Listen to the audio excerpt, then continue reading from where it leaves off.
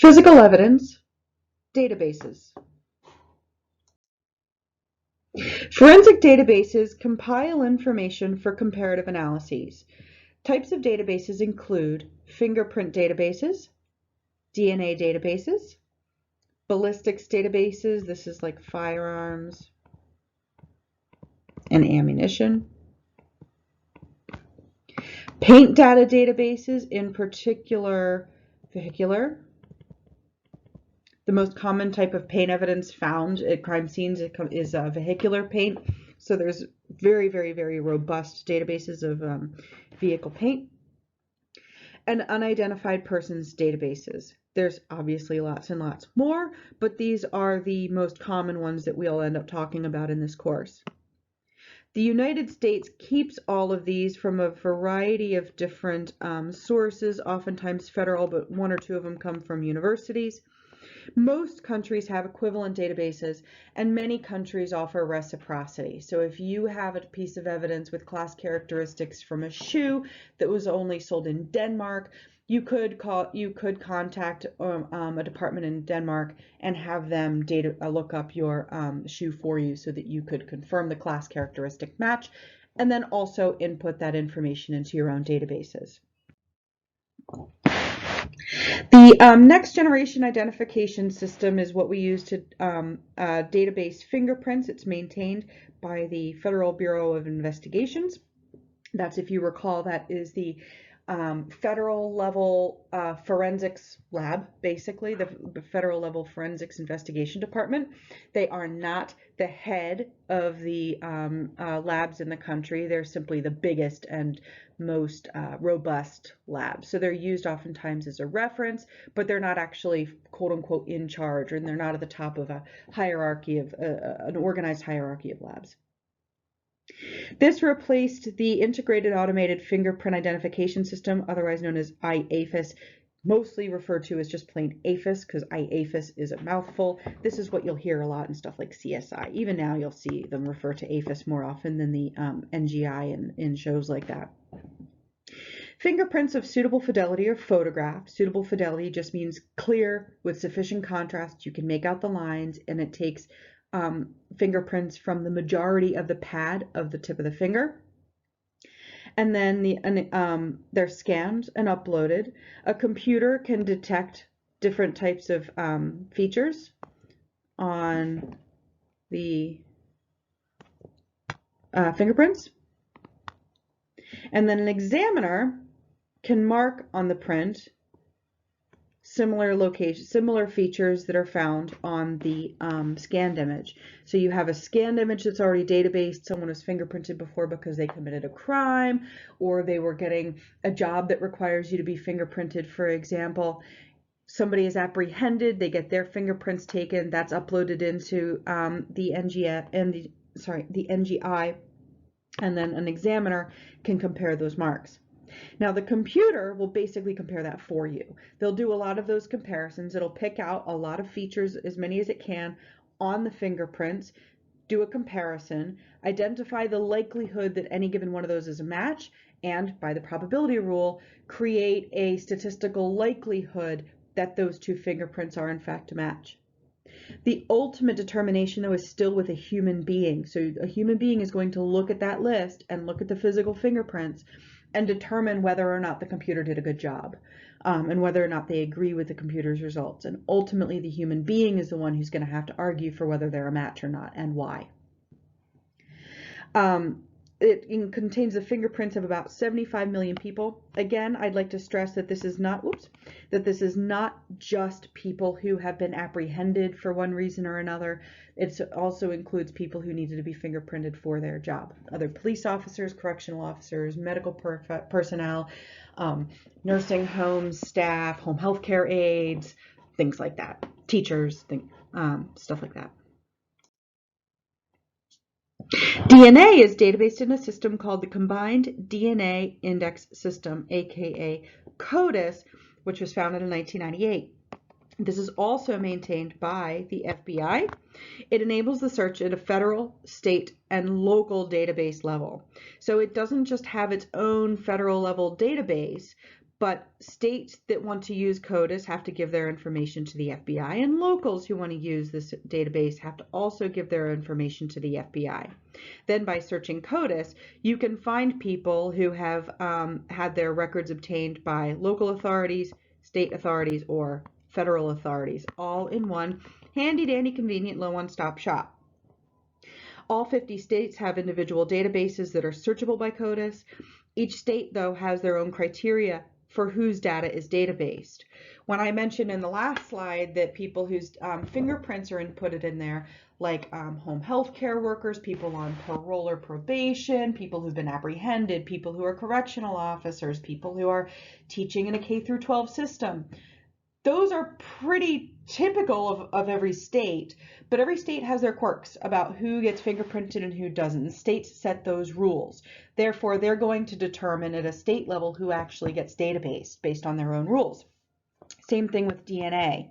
Not every state is going to collect DNA evidence or collect a DNA sample for the same types of thing. This database, therefore, and because DNA is an awful lot more sensitive and invasive to collect, has information on about 15 million people or so. DNA usually comes from a buccal swab. So inside of your mouth, you can feel the outside of your cheeks, that nice sort of smooth skin. You reach into your mouth, and that slippery, wet cheek area on the inside there is your buccal region. They'll take a swab with basically what looks like a glorified Q-tip that scrapes off a ton of cells. I mean, that the tissue in there, because it comes up against so much abrasion when you're chewing and swallowing and speaking and drinking, it's designed to be able to slough off cells pretty easily without any real damage happening. And so when you scrape that swab on the inside of your mouth, it takes a zillion cells with it, thousands of cells. Those cells are bust open. Every cell has a full complement of all the DNA your body needs to do any task in the whole body, even not just buccal cell stuff, but also kidney stuff and toenail stuff and eyeball stuff. It has all that DNA in it. In every one of those cells, they'll take it, they'll isolate the DNA, make cajillions of copies of it, and then they'll characterize it into something that looks like this, where you have basically a hash mark wherever you have a gene. I'll go into detail with that more when we talk about the DNA, when we go into the DNA module. The case of Maryland v. King, the Supreme Court case, when you see the V here, it refers to Supreme Court cases, determined constitutionality. There was an argument that getting your DNA was too invasive and was an invasion of personal privacy, and therefore it was unconstitutional to take somebody's DNA. The argument basically that won was that, well, your fingerprints are also super individual, and your photographs are also super individual, and nobody's balking at you taking that. DNA is very individual. There's no reason why we shouldn't be able to take your DNA, because it is specific in the same way that we consider fingerprints and photographs to be. DNA analysis is time consuming. There are a lot of DNA samples that are waiting to be databased. So there are 15 million people that are searchable by CODIS. There are far more people whose information has been retrieved but not processed, and therefore is waiting basically to get into CODIS. DNA technology is rapidly evolving though, and it's becoming very, very fast. We can all tell with COVID right now that the technology that's used to determine whether or not you have COVID is partly looking at its genetic information also. That can be done within a few hours. That sounds like a super short period of time, but remember, there's lab procedures that have to happen to those buccal cells in advance. You have to get it from wherever the cells were harvested to the lab. You don't often do this at a medical site. You're going to do it separately, and it has to be transported. Also, you have a lot of these samples. So even though the process has come down to about a few hours, there's still a great deal of backlog. Hopefully, and there's always efforts to make this faster. Hopefully we can get to a point where DNA evidence can be processed in something like just shy of an hour to get that sample characterized with good fidelity. That would help eliminate the backlog that exists. The Forensic Ballistics Database is called the National Integrated Ballistics Information Network, otherwise known as NIBIN. There's also the Integrated Ballistics Identification System, IBIS. In TV shows, you hear people refer to IBIS a lot more often. It just sort of sounds better. These are both maintained by the Bureau of Alcohol, Tobacco, and Firearms, ATF, and it allows for the digitization of markings on bullets and cartridge casings for comparative analysis. So we'll talk in the microscopy unit about comparison microscopy. Basically what you have is you have a stage of a microscope, and you have your thing that you want to look at on the stage of each microscope. And then here's the eyepiece. Somebody's eye is looking in here. Eyebrow, huge eyebrow. And you have a comparison microscope that looks at both of these things. There's a divider in the eyepiece. The image of each one comes up, and you can see each thing next to each other. You can move each of them, and you can rotate each of them so that you can compare their individual and class characteristics side by side with your own eyes. It's a really neat little kind of ingenious piece of technology. So it takes those images and it digitizes them for comparative analysis. So it's on a computer database. Everything's next to each other for comparative analysis. It helps you compare class characteristics, and it has a sufficient database of individual characteristics incidentally that you can perhaps attempt to characterize the nature of some individual characteristics that you might see otherwise. That's not explicitly data-based, but you would end up seeing a lot of individual characteristics and get a feel for how things were created. Because that's the sort of thing that you're getting a feel for how it's created. Of course, this is something that's investigated by or examined by a human. There is a certain large amount of potential bias and subjectivity in this analysis. Are you sensing a theme here? This firearms examiner then creates a short list of ammunition candidates for the examiner. Firearms examiners, there is a certification process that one could elect to go through to become a ballistics examiner.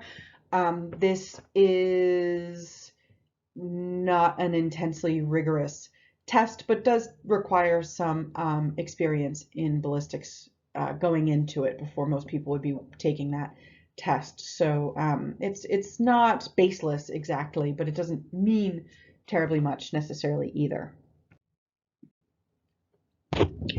Paint forensic database is called PDQ. Nice snappy name, PDQ, Paint Data Query. This is maintained by the Royal Canadian Mounted Police.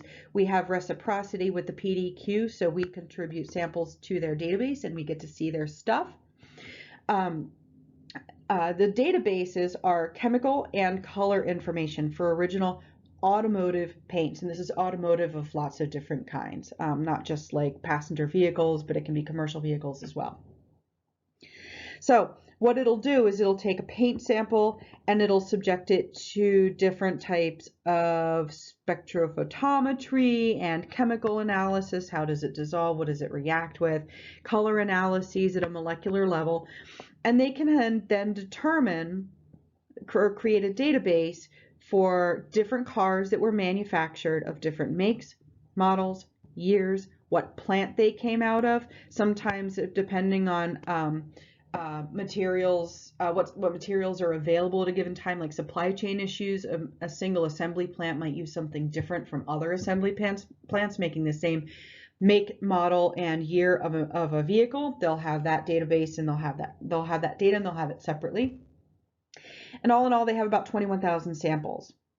Contributors to the PDQ include the Royal Canadian Mounted Police, forensics labs, separate forensics labs from Ontario and Quebec, U.S. forensics labs, and police agencies in 21 other countries. So it is a pretty robust database. All accredited labs must submit a minimum of 60 samples to the database per year to remain accredited and to help maintain reciprocity for this database so that everybody can see it.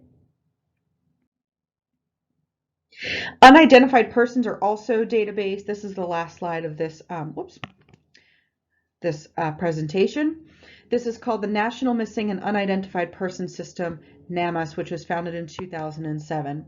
This is publicly searchable. If you want a very depressing afternoon, you can peruse through that and see photos wherever practical and possible with any and all information that is known about missing persons, people who have vanished and nobody can find them, people who have been found but are otherwise unidentified as well, people who have died and are otherwise unidentified.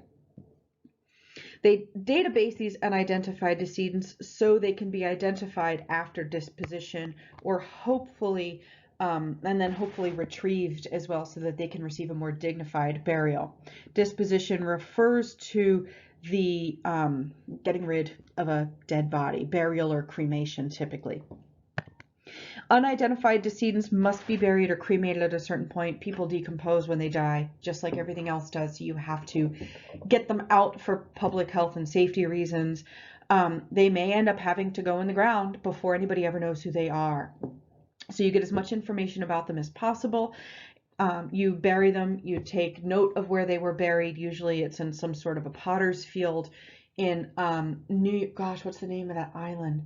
I'll post it as soon as I remember it. There's an island in New York City that that is the site for all of the unidentified and indigent, impoverished, where they can't afford their own burial people for the city. Gosh, it'll come to me any second.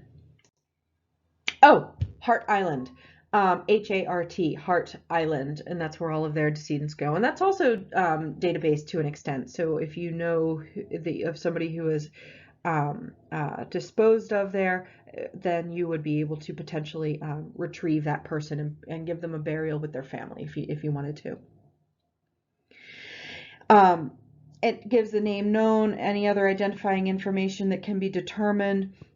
And it'll also give that if the next of kin is unlocatable or unwilling to be contacted. Occasionally people try to be contacted, and because of dissolved relationships within a family, they simply don't pick up the phone. You might know who their kids are, for example, but if they're not on speaking terms, you can't make the kids pick up the phone, you can't make the kids claim the body, and they'll be disposed of otherwise.